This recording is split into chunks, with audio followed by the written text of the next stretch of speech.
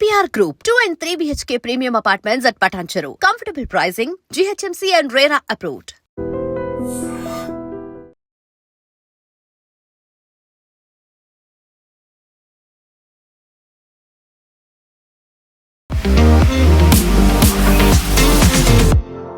So RSS chief Mohan Bhagwat ఆయన ఏది మాట్లాడినప్పటికీ ఒక సంచలనంగా మారుతుంది.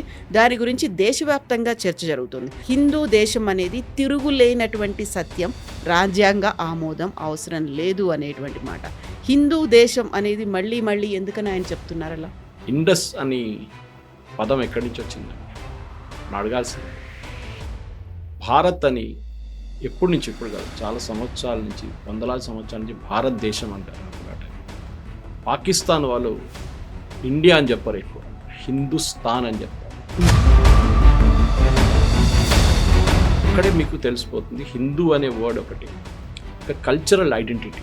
సో ఆర్ఎస్ఎస్ది ఒక ఎయిమ్ ఏంటంటే హిందూ రాష్ట్రం అని చాలామంది అక్యూజ్ చేస్తూ ఉంటారు. హిందూ రాష్ట్రం అని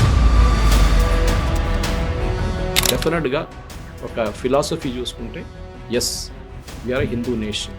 అంబేద్కర్ గారు రాసిన కాన్స్టిట్యూషన్ సెక్యులరిజం అనే వర్డే లేకుండా ఆయన వ్యతిరేకించారు. యాక్చువల్గా ఇదే మాట మోహన్ భగవత్ కూడా అదే చెప్పారు. 1976 టైంలో ఇందిరాగాంధీ రాజ్యాంగంలో చేర్చారు సోషలిస్ట్, సెక్యులర్ అనే మాటల్ని. కరెక్ట్. ఎందుకంటే కాన్స్టిట్యూషన్ లేని వర్డ్ మీరు ఎట్లా తీసుకొస్తారు? సో మనం ఎందుకు సోషలిస్ట్ పెట్టుకుందాం మన దాంట్లో? ఇప్పుడు కూడా మనం గుడికి ఎందుకు వెళ్తాం? స్పిరిచువల్ కనెక్షన్ కోసం. హిందుత్వ అనేది ఒక ఎలిమెంట్ లేదు అక్కడ. హిందూయిజం అనేది వీఆర్ అ పార్ట్, మనకు వే ఆఫ్ లైఫ్ అది ఉంది.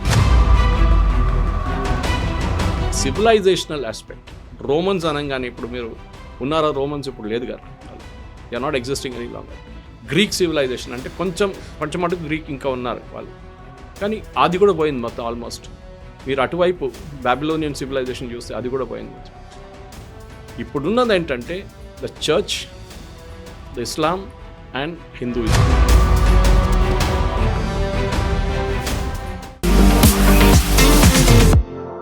నమస్తే, నేను Kavitha. Welcome to I dream news and నిజాలు. భారతదేశం ఒక హిందూ దేశం, దీనికి రాజ్యాంగ ఆమోదం అవసరం లేదు. ఈ వ్యాఖ్యలు చేసింది ఆర్ఎస్ఎస్ చీఫ్ మోహన్ భగవత్. భారతదేశం హిందూ దేశం అనేది కేవలం నినాదం మాత్రమే కాదు, ఇదే సత్యం అనేటువంటి మాటల్ని 100 ఏళ్లు సెలబ్రేట్ చేసుకుంటున్నటువంటి ఆర్ఎస్ఎస్ సంబరాల్లో భాగంగా ఆయన కోల్కతాలో చేశారు. కోల్కతాలోనే ఈ వ్యాఖ్యలు ఎందుకు చేయాల్సి వచ్చింది అనే దాంతో పాటుగా ఇప్పుడెందుకు హిందూ దేశం, అందులోనూ రాజ్యాంగం గురించి మాట్లాడాల్సినటువంటి అవసరం వచ్చింది? మనతో పాటుగా ఉన్నారు సీనియర్ జర్నలిస్ట్ సురేష్ కొచ్చాతిల్ గారు. సార్ నమస్తే. So RSS chief Mohan Bhagwat ఆయన ఏది మాట్లాడినప్పటికీ ఒక సంచలనంగా మారుతుంది. దాని గురించి దేశవ్యాప్తంగా చర్చ జరుగుతుంది. అందులోని ఇప్పుడు ప్రధానంగా ఆయన మాట్లాడింది ఒక హిందూ దేశం అనేది తిరుగులేనటువంటి సత్యం, రాజ్యాంగ ఆమోదం అవసరం లేదు అనేటువంటి మాట. హిందూ దేశం అనేది మళ్ళీ మళ్ళీ ఎందుకని ఆయన చెప్తున్నారు అలా?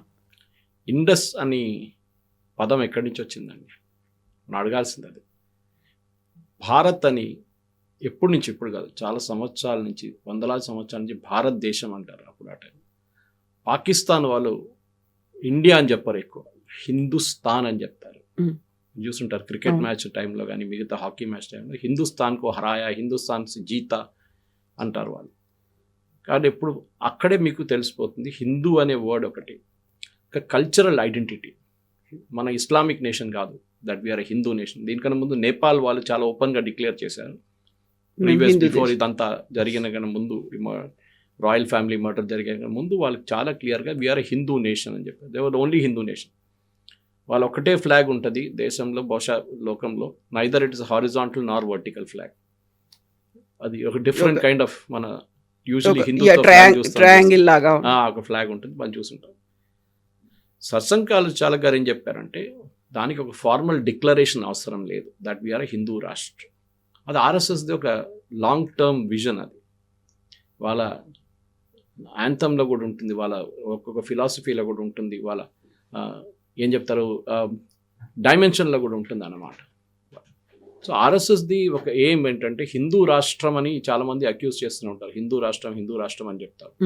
హిందూ రాష్ట్రం కాదు. హిందూ రాష్ట్రంలో ఉన్న దాన్ని కూడా డెఫినెట్గా ఒక ఫిలాసఫీ చూసుకుంటే as we are Hindu nation. That's what. So the main thing that we need to do is Hinduism అనేది ఒక కాన్సెప్ట్, వే ఆఫ్ లైఫ్ అని. జస్టిస్ వెంకటచలయ్య గారు హిందుత్వం గురించి మాట్లాడుతూ సుప్రీంకోర్టులో ఒక జడ్జిమెంట్లో చెప్పారు. అది ఏదైనా ఉండొచ్చు. సో ఫర్ ఎగ్జాంపుల్ మీరు అడగొచ్చు, ఒక ఇస్లాం ఫాలో చేస్తున్న వాళ్ళకి హిందువులతో ఏం సంబంధం అని, క్రిస్టియానిటీ ఫాలో చేస్తున్న వాళ్ళకి హిందూయిజంతో ఏ సంబంధం అని అడుగుతారు. మా దాంట్లో ఇక్కడ తెలుగు స్టేట్స్ ఉన్నది తెలియదు, కానీ మా దాంట్లో కేరళలో ధ్వజస్తంభాలు ఉన్నాయి చర్చెస్, గంట ఉంటుంది, బెల్స్ ఉంటాయి. అది కాకుండా మంగళసూత్రం కడతారు పెళ్లిలో.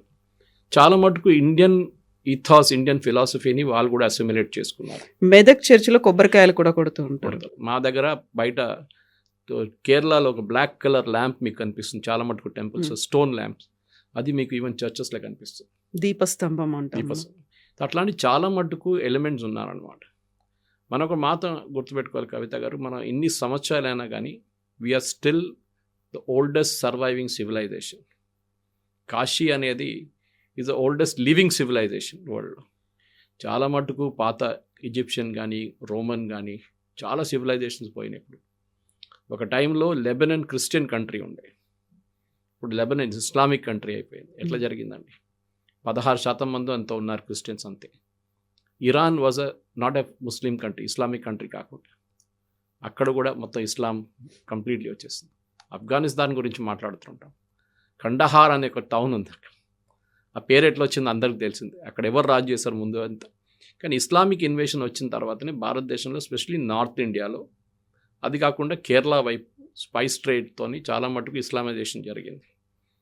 కానీ సర్సంచాలకు చెప్తున్న ఒక దాంట్లో ఒక లాజికల్ మీనింగ్ ఉంది. మనం మళ్ళీ రీట్రేట్ చేయక్కర్లేదు.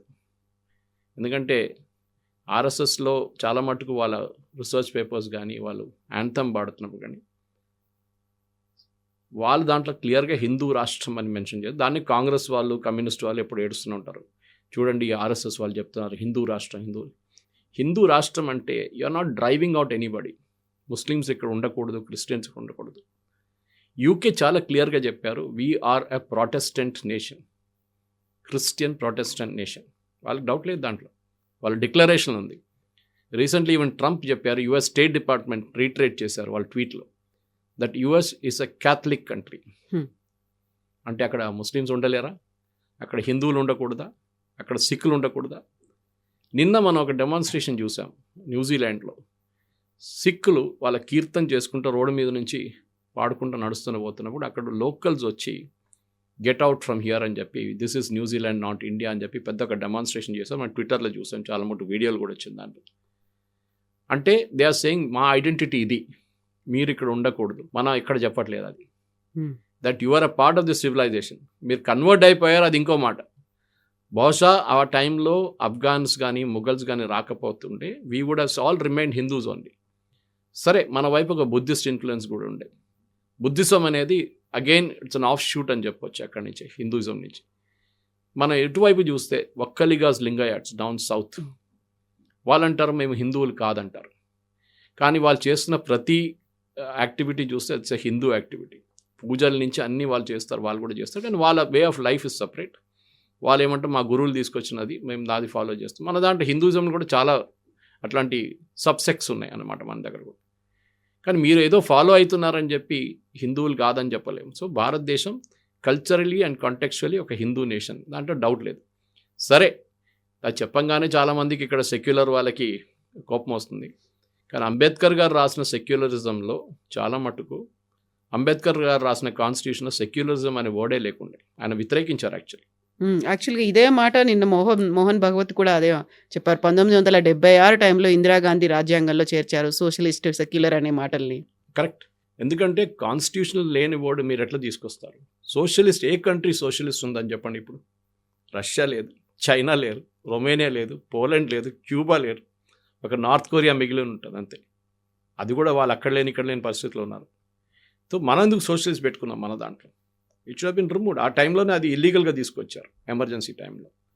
అది కాకుండా ఈ వర్డ్ సెక్యులర్ అంటే మీనింగ్ ఏంటి కవిత గారు? చాలా మటుకు నేను ఇది చాలా ఛానల్స్ కూడా ఎక్స్ప్లెయిన్ చేశాను. సెక్యులరిజం అనే వర్డ్ మన భారతదేశం పనికిరాదు. మన దేశంలో సెక్యులరిజం అంటే యాంటీ హిందూ. ఎవరైనా హిందువుల గురించి మాట్లాడితే వారు కమ్యూనల్ అయిపోతారు, ఎవరైనా గోహత్య గురించి మాట్లాడితే వాళ్ళు కమ్యూనల్ అయిపోతారు, ఎవరైనా రామ్ మందిర్ గురించి మాట్లాడితే వాళ్ళు కమ్యూనల్ అయిపోతారు. I was reading a beautiful book నిన్న, కేస్ ఆఫ్ రామ్ అని చెప్పి అమీష్ త్రిపాఠి గారు ఫోర్వర్డ్ రాసిన ఒక స్టోరీ ఉంది. ఐ థింక్ శ్రీధర్ పోతరాజు గారు వీళ్ళందరూ కలిసి రాసిన argument, Ram Janmabhoomi case complete argument starting నుంచి ఎండ్ దాకా పరశురామ్ గారు భీష్మ పితామహ ఆర్గ్యూ చేసిన కేస్. దాంట్లో ఎంత బాగా ఎక్స్ప్లెయిన్ చేశారంటే how the civilizations, Rama Janmabhoomi అంటే ఏంటి, రాముడు అక్కడే పుట్టాడు, ఇంకొక ప్లేస్ కాదు. That is why it's called Ram Janmabhoomi. And historically అది ప్రూవ్ చేశారు తర్వాత. దట్ ఎన్నో సంవత్సరాల నుంచి పీపుల్ బిలీవ్, భారతదేశంలో ఉన్న ప్రజలు బిలీవ్ చేశారు ఆ చోట్లని, ఆ ఉన్న 156 స్క్వేర్ యార్డ్లో ఉన్న ప్లేసే ఫస్ట్ ఇనీషియల్గా రామ జన్మభూమి ఉండే. తర్వాత దాని ఎక్స్పాన్షన్ జరిగింది. బాబర్ వచ్చి అక్కడున్న గుడి పలగొట్టిన దానికోసం it doesn't become a non Ram Janmabhoomi కాదు, రామ్ జన్మభూమి అది.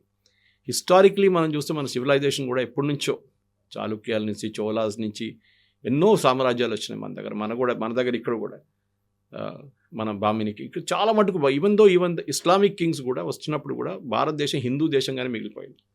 టిప్పు సుల్తాన్ అండ్ వాళ్ళ ఫాదర్ హైదర్ అలీ చేసిన ధ్వంసం మన అందరూ తెలిసిన, కేరళని కానీ, కూర్గ్ కానీ, మ్యాంగ్లూర్ వైపు కానీ.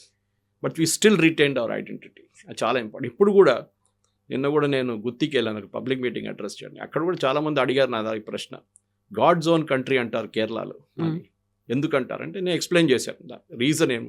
అడ్వర్టైజింగ్ లైన్ ఉండే యాక్చువల్లీ, కానీ అడ్వర్టైజింగ్ లైన్ కన్నా ఎక్కువ ఓన్ చేసుకున్నారు దాన్ని. పరశురామ క్రియేటెడ్ కేరళ అంటారు. గోకర్ణ నుంచి ఆ పరశు వేసినప్పుడే కేరళ బయటకు వచ్చింది. దాంతో క్రియేట్ చేస్తారు. 108 గుళ్ళు కట్టారు. దాంట్లో 54 శివక్షేత్రాలు, 54 దేవీ క్షేత్రాలు.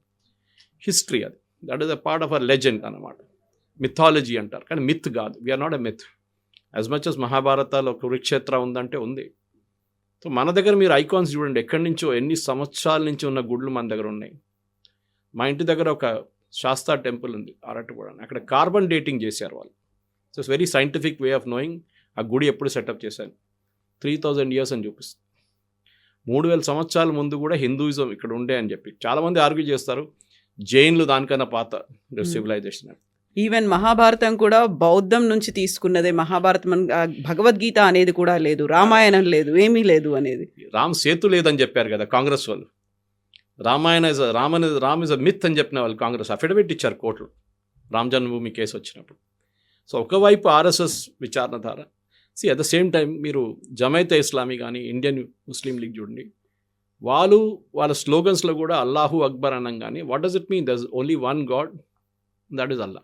You don't accept any other God. కానీ హిందువులు అది ఎప్పుడు అట్లా చెప్పారు. మన దగ్గర 3 కోట్లు అంటారు. 3 కోటి అనగానే కోట్లు కాదు అది. It's a different connotation all together. It's not 3 crores. 33 కోట్లు అంటారు కొంతమంది. కాదు, ముక్కోటి దేవత ఇస్ అ డిఫరెంట్ థింగ్. కోటి is a different connotation all together. కానీ సబ్జెక్ట్ అది కాదు. ఇక్కడ మన దగ్గర హిందువులు ఎప్పుడైనా వచ్చి ఇది మా ఒక్కటే దేవుడు ఉన్నాడు, దీన్ని యాక్సెప్ట్ చేయండి, లేకుంటే మీరు we will not accept you అని ఎప్పుడు చెప్పలేదు. మన వైపు నుంచి చాలా మటుకు దేవుళ్ళు ఉన్నారు. ఇప్పుడు కూడా మనం గుడికి ఎందుకు వెళ్తాం? స్పిరిచువల్ కనెక్షన్ కోసం. హిందుత్వ అనేది ఒక ఎలిమెంట్ లేదు అక్కడ. హిందూయిజం అనేది వీఆర్ అ పార్ట్, మనకు వే ఆఫ్ లైఫ్ అది ఉంది. మన పూర్వజుల నుంచి అట్లనే వస్తుంది కంటిన్యూస్గా. ఒక సివిలైజేషనల్ ఆస్పెక్ట్. రోమన్స్ అనగానే ఇప్పుడు మీరు ఉన్నారా? రోమన్స్ ఇప్పుడు లేదు గారు, వాళ్ళు you're not existing any longer. Greek civilization అంటే కొంచెం మటుకు గ్రీక్ ఇంకా ఉన్నారు వాళ్ళు, కానీ అది కూడా పోయింది మొత్తం ఆల్మోస్ట్. మీరు అటువైపు బాబిలోనియన్ సివిలైజేషన్ చూస్తే అది కూడా పోయింది మొత్తం. ఇప్పుడున్నది ఏంటంటే the church, the Islam and Hinduism, ఈ 3 మేజర్ రిలీజన్స్ ఉంది. దాని కాకుండా మైనర్ రిలీజన్స్ చాలా మట్టుకున్నాయి. ఒక మాట మనం గుర్తుపెట్టుకోవాలి కవిత గారు, మనం ఎంత చెప్పినా కానీ యాజ్ అ హిందూ నేషన్, మనం ఇప్పుడు కాదు ఎప్పటి నుంచో, జ్యూస్ సోలమన్ రాజ్యం నుంచి పారిపోయి వచ్చినప్పుడు కూడా, ఇప్పుడు కూడా ఇజ్రాయెల్లో వాళ్ళు అంటారు, వాళ్ళ టెక్స్ట్ బుక్స్లో కూడా అంటారు, we were the only nation, భారతదేశం ఒక్కరే వాళ్ళకి శరణార్థి ఇచ్చారు. We gave them, we said please come.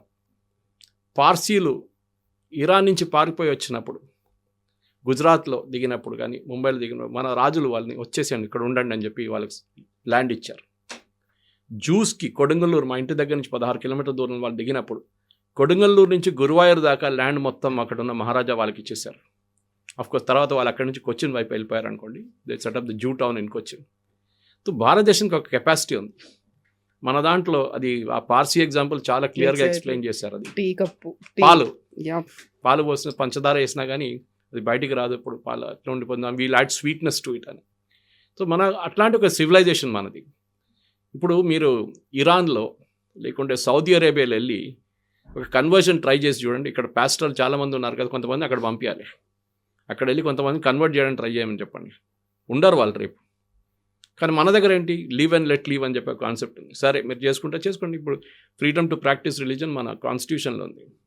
కానీ మళ్ళీ ఇది సెక్యులరిజం మీదకి వస్తున్నాను నేను, ఎందుకంటే సెక్యులరిజం అనే కాన్సెప్ట్ బ్రిటన్ నుంచి వచ్చింది, మనకు కాదు, అది మనకు సంబంధమే లేదు సెక్యులరిజంతో. బట్ అలాంటప్పుడు మన దగ్గర ఉన్నటువంటి ఇన్ని మతాలు ఇవన్నీ ఉన్నాయి, అందరూ కలిసి ఉండాలి అంటేనే కదా, అందరూ కలిస్తేనే అది సెక్యులర్ అనేటువంటి భావన వస్తుంది. అవన్నీ లేదా, మీరేమో ఇంక్లూజన్ అంటున్నారు, ఎక్కడెక్కడి నుంచో వచ్చిన వాళ్ళకందరికీ ఇక్కడ ఆశ్రయాలు కనిపిస్తున్నారు, వాళ్ళకి కావాల్సినటువంటి లైవ్లీహుడ్ ఇవన్నీ చూపిస్తున్నారు. బట్ సెక్యులర్ అనే మాటను మాత్రం యాక్సెప్ట్ చేయట్లేదు. మన దగ్గర ఇన్ని రకాల మతాలు ఉన్నాయి, అందరినీ కలుపుకొని పోతేనే కదా సెక్యులర్ అనేది. కాదు, that's the difference there. Secularism మీరు ఒకసారి డిక్షనరీ ఓపెన్ చేసి చూడండి, ఇది కాదు డెఫినేషన్. ఇంగ్లాండ్లో 18th century నుంచే అక్కడ House of Lords, House of Commons అని ఉంటుంది. మన లోక్సభ, రాజ్యసభ దాని మీద మోడల్ చేశారు. కానీ హౌస్ ఆఫ్ లార్డ్స్లో వాళ్ళు నామినేట్ చేస్తారు. మన దగ్గర నామినేషన్ ఒక 10 మందికి నామినేట్ చేస్తారు, ఫిలిం ఫీల్డ్ నుంచి, కొంచెం లిటరేచర్ నుంచి, ఆర్ట్స్ నుంచి, సర్వీసెస్ నుంచి. ఇప్పుడు మన విజేంద్ర ప్రసాద్ లాంటి ఫిలిం ఫీల్డ్ నుంచి ఆయన నామినేట్ చేశారు. దానికన్నా ముందు సురేష్ గోపి ఉన్నారు, ఒకసారి జయ బచ్చన్ని కూడా నామినేట్ చేశారు ఫిలిం ఫీల్డ్ నుంచి. అట్లా లిటరేచర్ చాలామంది ఉన్నారు. అక్కడ ఏం చేస్తారంటే బిషప్స్ని నామినేట్ చేస్తుండే, ఇప్పుడు కూడా చేస్తారు వాళ్ళు. అంటే ప్రాటెస్టెంట్ బిషప్స్ని హౌస్ ఆఫ్ లార్డ్స్లో కూర్చోబెడతారు.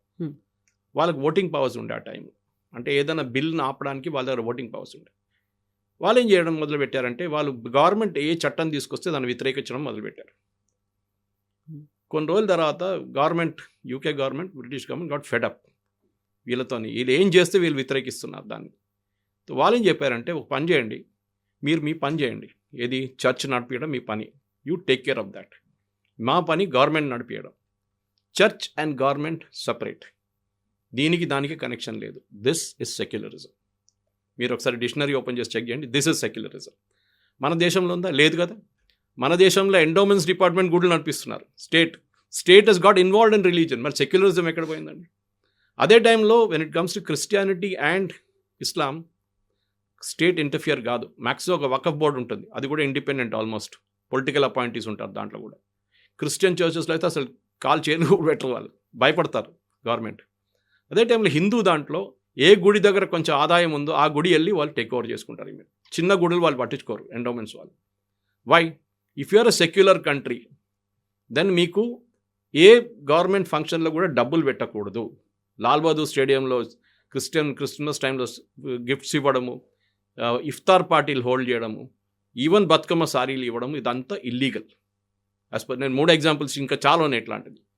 బికాస్ సెక్యులర్ అండ్ కంట్రీలో ఆ పదంలోనే ఉంది that government should not get involved in religion.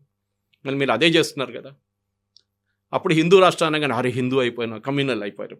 Exactly. ఇప్పుడు ఎందుకు, ఇప్పుడు బోల్డ్ అంతమంది దాడులు చేశారు, చాలా వరకు సర్వైవ్ అయింది, ఇంత పటిష్టంగా ఉంది, 80% మంది ఉన్న తర్వాత థ్రెట్ అనేది వస్తుంది. లేకపోతే ఇప్పుడు మళ్ళీ మనం హిందూ రాష్ట్రంగా, హిందూ దేశంగా దీన్ని అభివర్ణించుకోవాలి, లేకుంటే దాన్ని అలా చూడాలి అనేటువంటి భావన. 100 ఏళ్ల నుంచి 1000 ఏళ్ల నుంచి ఇలాంటి ఎదురుదాడులు ఇవన్నీ అయినప్పుడు కూడా తట్టుకొని నిలబడినటువంటి దేశం, అందులో హిందూ ధర్మం మళ్ళీ ప్రతిసారి ప్రొవోక్ చేసినట్టుగా, అది కూడా ఎలక్షన్స్ టైంలో. ఇది ఒకవైపు అయితే హిందూ ధర్మం గురించి ఇంత మాట్లాడుతున్నప్పుడు సినిమాల రూపంలో కూడా అదే రావడం, ప్రతిసారి ఒక పరాయి దేశాలని, పొరుగు దేశాలని ఒక విద్రోహ దేశంగా చూపించడం అనేది, ఒక వ్యతిరేకంగా చూపించడం అనేది, ఇవన్నీ కలగలిపి ఎందుకని ప్రతిసారి ముందుకు వస్తున్నాయి. షిండ్లర్స్ లిస్ట్ ఒక సినిమా వచ్చింది, మీరు చూసుకుంటారు. స్టీవెన్ స్పీల్బర్గ్ జ్యూస్ని గ్యాస్ చేంబర్లో పంపించిన దాంట్లో చాలామందిని కాపాడుకున్న ఒక మనిషి షిండ్లర్. ఎవరు కంప్లైంట్ చేయలేదండి, అది కమ్యూనల్ సినిమా అని. క్రిస్టియన్స్ కూడా కంప్లైంట్ చేయలేదు, జర్మన్స్ కంప్లైంట్ చేయలేదు, జ్యూస్ ఏం చెప్పలేదు. మన దగ్గర ఒక దురంధర్ సినిమా రాగానే పాకిస్తాన్ని మీరు బ్యాడ్ లైట్లో చూపిస్తారు, దాంట్లో తప్పెక్కడని చెప్పండి. అందులో ముస్లిం కంట్రీస్ అన్ని కూడా బ్యాన్ చేశాయి కదా. Different reason. ఎందుకంటే ముస్లిం కంట్రీస్ ఎందుకు బ్యాన్ చేశారంటే, పాకిస్తాన్ అండ్ బంగ్లాదేశ్ వాళ్ళు చాలామంది గల్ఫ్లో ఉంటారు, భారతదేశంలో ఉన్న చాలామంది మన వర్కర్స్ కూడా అక్కడ పనిచేస్తారు. వీళ్ళు నడిమిట్లో ఫ్రిక్షన్ రాకూడదని చెప్పి అక్కడ బ్యాన్ చేశారు. ఈ సినిమా చూసి ఫర్ ఎగ్జాంపుల్ హిందువులు అక్కడ ఉన్న భారతదేశంలో ఉన్న వాళ్ళు ఒక 2 స్లోగన్స్ రేజ్ చేశారనుకోండి, జై శ్రీరామ్ అని చెప్పి, థియేటర్లోనో బయటకు వచ్చి అది పెద్ద ఇష్యూ అయిపోతుంది. అది కాకుండా ఉండడానికి గల్ఫ్ స్టేట్ బ్యాన్ చేశారు. అది అంటే చూడట్లేదని కాదు కదా, పాకిస్తాన్లో బ్యాన్ చేశారు. కానీ పాకిస్తాన్లో అన్నిటికంటే పాపులర్గా పైరేటెడ్ సినిమా నడుస్తుంది దురంధర్ ఇప్పుడు. ప్రతి పొలిటీషియన్ చూసారంట సినిమా అక్కడ, ప్రతి మీడియా వాళ్ళు చూసారంట సినిమా. ఎట్లా చూసారు? అందరు డౌన్లోడ్ చేసుకున్నారు పైరేటెడ్ వర్షన్స్. ప్రొడ్యూసర్స్ కూడా ఏమంటలేరు చేసుకోండి మీరు కావాలంటే, ఎందుకంటే కొన్ని రోజుల తర్వాత అది మళ్ళీ ఓటీటీలో వస్తుంది. ఎట్లయినా సినిమా అనేది ఒక ఎక్స్పాన్షన్ ఆఫ్ కంట్రీ సెల్ఫ్ అన్నమాట. అది దురంధర్లో తప్పేం చూపించారు? దీనికన్నా ముందు వచ్చిన సినిమాల్లో భారతదేశం నుంచి వెళ్ళిన ఒక ఏజెంట్ని, ఒక భారతదేశం నుంచి ఒక రా ఏజెంట్, పాకిస్తాన్ ఏజెంట్ కలిపి చంపుతారు. పాకిస్తాన్ ఏజెంట్ చూపించారు, భారతదేశం నుంచి వెళ్ళిన ఒక ఆయన ఒక రోగ్ ఎలిమెంట్ అయిపోతారు. ఇది ఒక సెలెక్టివ్ ఉండే దీనికి. ఇది షారూక్ ఖాన్ కానివ్వండి, సల్మాన్ ఖాన్ కానీ వీళ్ళందరూ ఒక సెలెక్ట్. కానీ దురంధర్ రాగానే ఈ సెక్యులర్ బ్రిగేడ్ అందరు లేచి కూర్చొని అదెట్లా మీరు పాకిస్తాన్ తిడుతున్నారు, ఇస్లామిక్ ఫోబియా అయిపోయింది. ఎట్లా అయిందండి ఇస్లామిక్ ఫోబియా? మీరు సౌదీ అరేబియాలో ఇవాళ వెళ్ళి ఒక ప్రో ప్యాలెస్టైన్ డెమాన్స్ట్రేషన్ చేయమని చెప్పండి, తీసి జైలు వేసేస్తారు వాళ్ళు. ఈవెన్ యూఏఈలో కూడా, గల్ఫ్ కంట్రీలు ఎక్కడ కూడా ఎక్సెప్ట్ మేబీ ఖతార్, ఎక్కడ మిమ్మల్ని ఒక ప్రొటెస్ట్ డెమాన్స్ట్రేషన్ కూడా చేయనియారు వాళ్ళు. ఎందుకంటే అప్పుడు సెక్యులరిజం ఎక్కడ వెళ్ళింది? ఇది ప్రాబ్లం. మన దేశంలో తీస్తారు procession with the Palestinian flag which is illegal. కానీ ఏమన్నారు అప్పుడు? ఎందుకంటే సెక్యులరిజం వచ్చేసింది. కర్ణాటకలో చట్టం తీసుకొచ్చారు హేట్ స్పీచ్ గురించి. అదేంటండి చెప్పండి? హేట్ స్పీచ్ ఒకటే రిలీజియన్లో ఉంటుందా? మేము చెప్పలేదు కదా మాది ఒకటే దేవుడు, మీరే చెప్తాను మీది ఒకటే దేవుడు అని. కాఫిర్లు అని చెప్తారు వాళ్ళు. ఇదన్నీ జరిగింది మనకు తెలిసింది చాలా మటుకు. నుపూర్ శర్మ ఎపిసోడ్ నుంచి మొదలైంది, కనయ్యలాల్ మర్డర్లో ఇదే జరిగింది. అంటే ఒక సింగిల్, ఇప్పుడు ఈయన మనకు సర్సంఘ్ చాలక్ గారు చెప్పిన దానికి నెక్స్ట్ వీక్ ఓవైసీ గారు చెప్పినప్పుడు అది ఎవరు పట్టించుకోరు. ఆయన స్టేట్మెంట్ ఇచ్చా దాట్ ఈస్ సెక్యులర్, ఆయన చెప్తుంది కరెక్టే. ఆయన ముస్లిమ్స్ గురించి ముస్లిమ్స్ కోసం మాట్లాడుతున్నారు. హిందువుల కోసం ఎవరు మాట్లాడతారండి? ఎవరు లేరు ఈ దేశంలో. అదే ప్రాబ్లం వచ్చిందన్నమాట. హిందువుల కోసం ఒక స్పోక్స్ పర్సన్ అని ఎవరున్నారు? ఎవరు లేరు. కొంతమంది స్వామీలు మాట్లాడతారు, వాళ్ళు మోస్ట్లీ రిలీజియస్ టచ్ నుంచి మాట్లాడతారు. కాకుండా వాళ్ళు రాజకీయాలు మాట్లాడుతున్నారు. వాళ్ళందరూ రాజకీయంలో ఉన్నారు. ఇప్పుడు ఎవరు లేరు చెప్పండి? కర్ణాటకలో ఉన్న ప్రతి మఠం పొలిటిక్స్లో ఉన్నారు. అక్కడ ఒక్కలిగాస్ కానీ, లింగాయట్స్ కానీ, మిగతా మఠాలు ఉన్నాయి. అక్కడ బిజినెస్ అయిపోయింది అక్కడంతా. మన వైపు కూడా ఇది తక్కువనా? ఏ గుడి అంటే చెప్పండి, పాలిటిక్స్ ఏం చెప్పండి? అన్ని గుళ్ళలో స్పెషల్ దర్శనం అవుతారు. అంటే దేవుడిని చూడడానికి దేవుడు స్పెషల్ దర్శనం అడిగినారు. క్యూలు వద్దు, మేము క్యూలో నార్మల్ క్యూలు వెళ్ళాము. లడ్డూలు అమ్ముకుంటారు, ప్రసాదంగా అమ్ముకుంటారు. ఎందుకు? ఇది మనం అడగాల్సింది. హిందూ రిలీజియన్నే మనోళ్ళే, అంటే హిందూ వాళ్ళే కలిసి మొత్తం ధ్వంసం చేస్తున్నారు. దాన్ని కమర్షియలైజ్ చేసేసారు. దాన్ని ఒక నార్మల్ పేదవానికి లైన్లో 16-18 గంటలు లైన్లో పడి తిరుమలలో దేవుడిని చూడడానికి ఒక అవకాశం వస్తుంటే ఒక స్పెషల్ దర్శన్, బ్రేక్ దర్శన్ అని చెప్పి విఐపీలు లోపల తీసుకెళ్తారు. దేవుడి ముందు అందరూ సేమ్ అంటారు. మళ్ళీ ఇదే మనుషులు. It is not.